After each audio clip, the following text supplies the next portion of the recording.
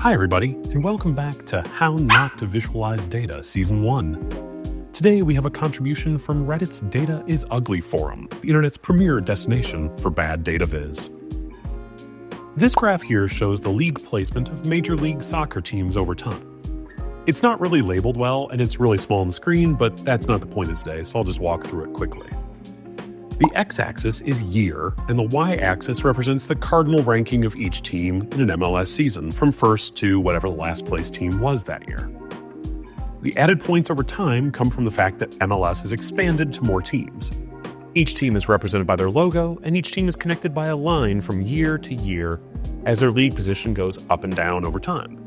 The idea here is straightforward enough, and I picked this because it's a really common way of visualizing this type of data. However, there is one major problem. It's a mess.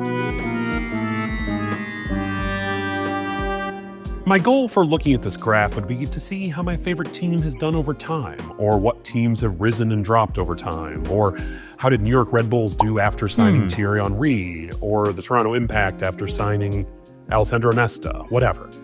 I can't do that or anything else here. The lines are just completely unfollowable, even if it's zoomed in on a larger screen. I know it's small here, but even when you zoom in, it's impossible to follow. How can I possibly understand what's happening here when there's so much going on?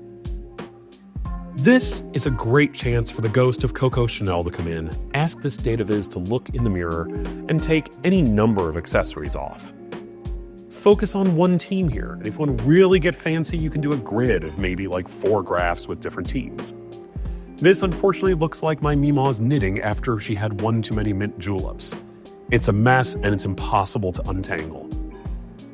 The goal of data visualization is to communicate, and that's best done with the minimum complexity required to tell the story.